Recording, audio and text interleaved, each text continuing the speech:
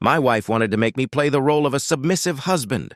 It was a long and tiring day. It seemed like I was on the phone nonstop and putting out the flaming asses of my clients. It seemed that for some reason, they all seemed to be eager to get an update on their accounts today. I, on the other hand, was looking forward to a quiet evening, but it was not to be.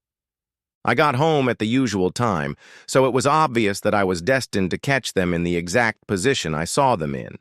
So on my bed in the master bedroom lay my wife Elaine, my brother, and my brother's wife. When I walked in, eloquent smirks were plastered on the faces of my brother and his wife, and my wife was smiling broadly, looking me in the eye. "Hi, baby," she said, as calm and nonchalant as ever. "Elaine, what's that?" I exhaled. "Hey, bro," my brother Porter interjected. "We're just here to have an adult conversation about the way things are going to be." "That's right, Parker, the way things are going to be." My sister-in-law Tamsin followed suit. "Yes, that's right. Our parents gave my brother and me last names instead of first names. They wanted us to stand out for some reason. Well, we did stand out, although usually not in a good way. Tamsin and I never got along, mostly because I thought she was stupid, and she resented me for not bowing down to her and putting her on the pedestal she thought she deserved. And I didn't like my older brother very much either, considering him a bully and an arrogant asshole. Unlike them, I loved my wife. But right now, I was seriously reconsidering my former affection for her. "Well, looks like we really need to have an adult conversation. Do you mind if I change first?" I asked, and without waiting for an answer, I walked past the three of them. I headed straight for the restroom, next door to the closet, where I pulled out a change of clothes. I'd never been much for business clothes, and I always changed as soon as I got home. I could still hear them talking to each other from there, albeit indistinctly, as I pulled on a comfortable pair of shorts and a t-shirt. Once I'd changed, I grabbed a few other things from the closet and then headed back to the bedroom. I don't know if Elaine had a brilliant epiphany or if she heard the sound that alerted her, but suddenly my wife exclaimed, "So that's where he keeps click, click, click. His gun safe?" she finished. The timing couldn't have been more perfect as I cocked the cartridge with a distinctive click as I entered the bedroom. Now I had their full attention. "So I'm all set for our adult conversation," I said, taking a seat in the chair in the corner. "Well, let's talk." What do you need a gun for?" the asshole asked. He seemed a little nervous. "It's in case I don't like what you have to say," I said nonchalantly.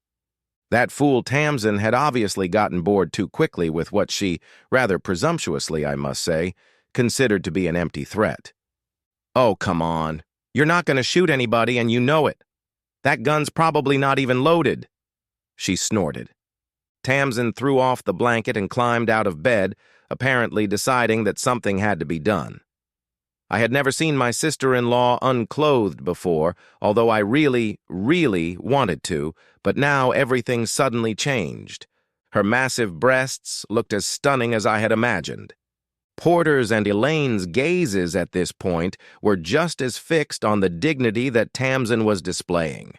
So the rattle of a gunshot, followed by the crack of a bullet through the wooden headboard of the bed, and probably lodged in the wall behind it, about 15 centimeters from my brother's head, took both them and Tamsin by surprise. They all jumped in surprise and then froze in place, staring at me, a look of shock imprinted on their faces. "First, let me thank you, Tamsin, for giving me the opportunity to see you without your clothes on," I said with a wry grin. "One item on my wish list fulfilled. By the way, you have amazing breasts." Despite her fright, her lips actually spread into a smile. Apparently, the fool sincerely appreciated my compliment. Unbelievable. But then I saw an opportunity to troll my wife a bit. I shifted my gaze to her, adding a bit of sorrow to it. "I'm sorry, Lainey, but your breasts have always been too small for me." I sighed brokenly. She lowered her eyes to her breasts, which were now also exposed because of the blanket that had moved down. You always said you liked my breasts, she said with an angry resentment in her voice, and that anything more than a handful was a waste for a woman? Well, yes, that's exactly what I said. Think about it. What kind of fool would criticize the breasts, the bearer of which he is trying to get? And you'd have to be an idiot to tell your wife that you wish she had bigger breasts. Okay, none of that was true, although my wife didn't need to know that. In fact, I liked her breasts, and in general, I liked breasts of all sizes equally. But I knew full well that she was complex about their size, especially after meeting Tamsin and, perhaps more importantly, after seeing her brother's wife, along with her breasts, in a tight bikini. Now that, I'll tell you, was a sight to behold. Oops, I apologize. I got a little distracted. But back to the story. Now, Tamsin, I hissed, pointing with the barrel of my gun, unless you want your husband's stupid head blown off, I'd advise you to get back in that bed. Which she did, though she now kept some distance from Porter. I also noticed that she didn't pull the covers over her breasts, leaving her breasts exposed to my hidden pleasure. What a narcissistic fool! I must admit, however, that I enjoyed the view to the fullest. Elaine, by the way, left her apples uncovered, and I think my brother realized it wasn't for his pleasure. Now that we've got that out of the way, I continued, who wants to go first? I looked from face to face, hoping in vain that one of them would speak. I suppose they had expected me to be more submissive, for the trio had predetermined my new role as a subordinate in the god-awful foursome they intended to create. But now circumstances had obviously changed, and they didn't know what to do or say in such an unforeseen situation. What, no? No one wants to? I interjected. Okay, since all of you have swallowed your tongues, I'll start first and tell you what logical conclusions I've come to. It's obvious that the three of you are in a loving relationship. I suppose there's no doubt about that. Let's move on. You're quite comfortable lying in bed together without your clothes on, so I'm sure it's been going on for some time. And this?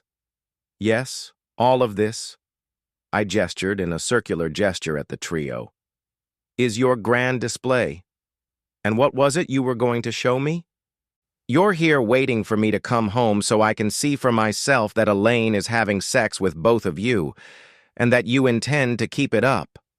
I suppose you wanted to humiliate me and make me play the role of a submissive husband. That was your goal. So how am I doing with your charade? My question was met with an awkward silence. Both Elaine and Tamsin cast confused glances at their accomplices, as if expecting one of them to take the initiative and say something in response. I wondered whose plan it had been in the first place, and why they hadn't just continued to have sex quietly behind my back. At least, I wondered, how confident were they in their conspiracy?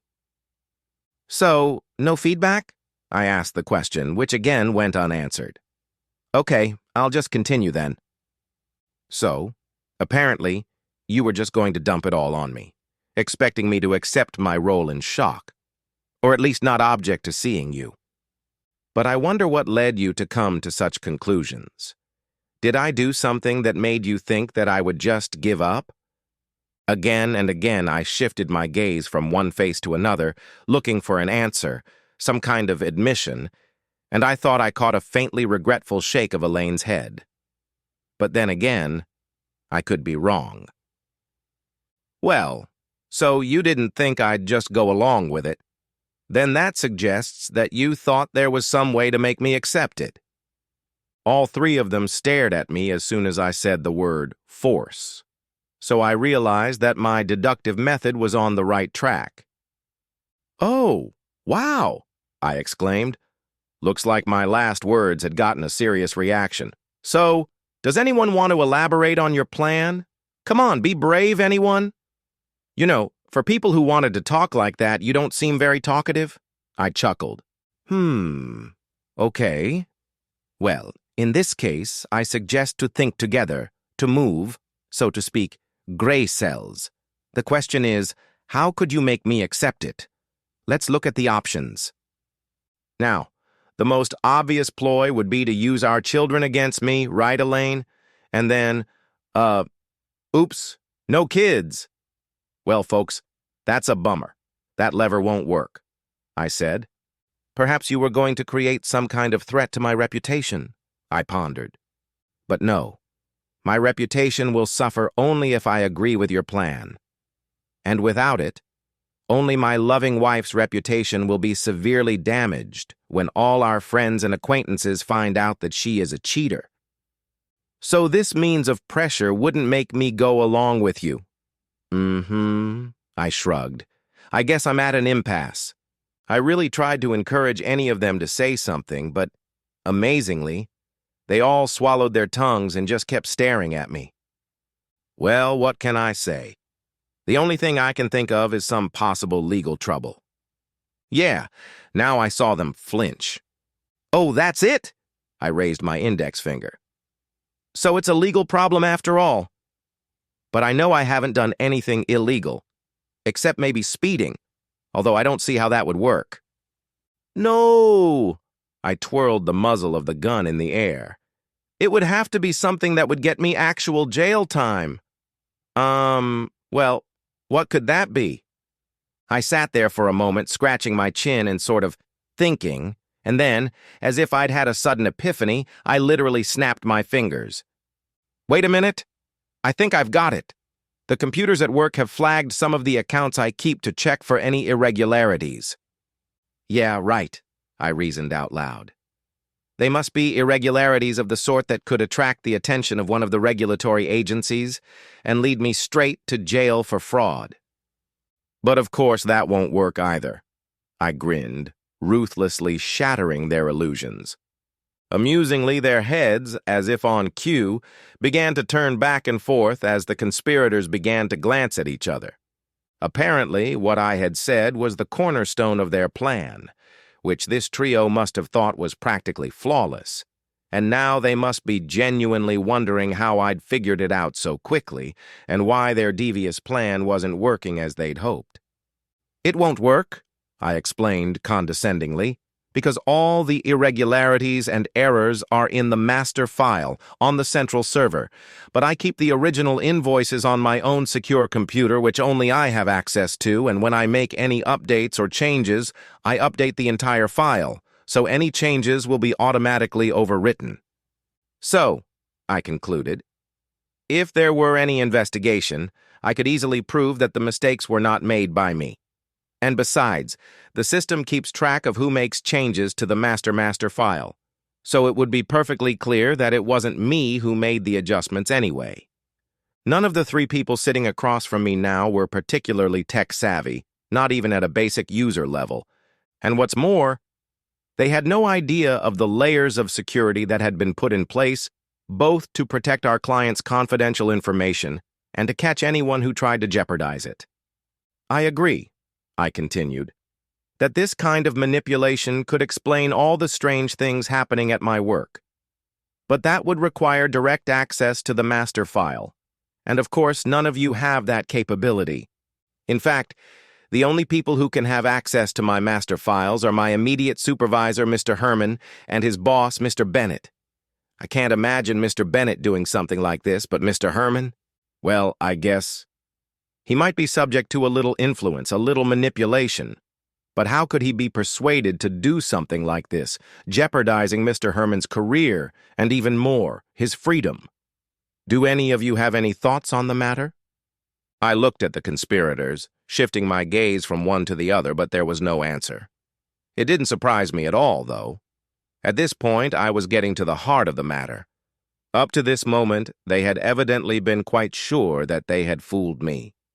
Minus Mr. Herman is very smart, I give him credit for that, but he's not really good with computers. And on the other hand, my boss is a rather lonely man who doesn't have much success with women, I said meaningfully. He's introverted by nature, so I'll bet the opportunity to have sex with a couple of hot women. I chuckled. Well, let's say you, my dear wife, and you, my sister-in-law, would be incentive enough for a guy like Mr. Herman. Just wondering what he would have said to law enforcement about the offer he couldn't refuse made to him afterward. What do you guys think about that? I asked the whole unholy trinity. The trio of scheming conspirators just sat there in front of me in obvious dejection, looking as defeated as they really were. A sad, heartbreaking sight, really. They thought they had it all figured out and they were going to do just fine. You see, some time ago, I noticed discrepancies in my client's accounts, and I had proof that Mr. Herman was responsible. I went to his office with the facts in hand, talked to him face to face, and he admitted to me what he was doing and why. Well, it wasn't hard to find out the rest.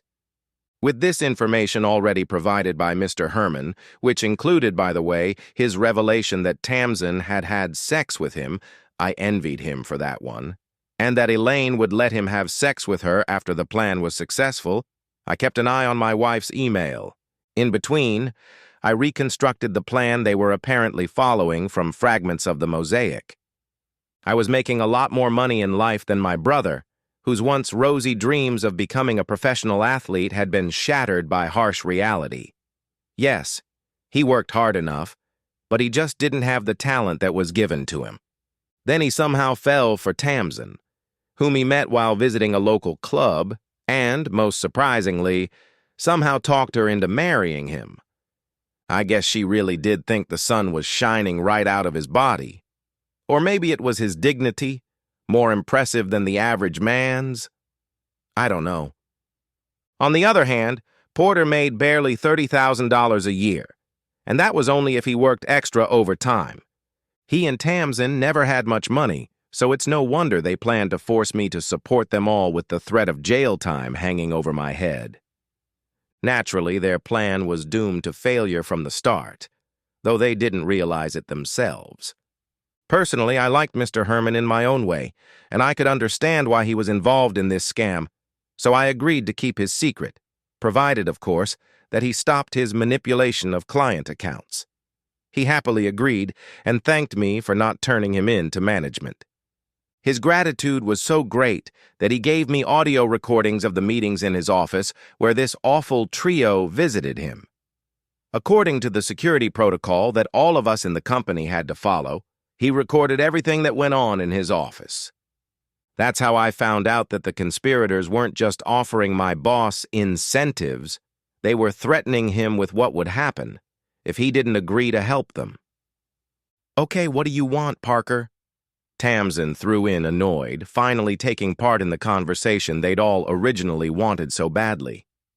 "Obviously, you've figured it all out. You've beaten us. So what do you want?"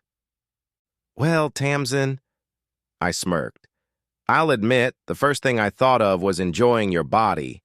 I've heard my asshole brother brag about it often enough, and frankly, it's not Elaine's strong suit."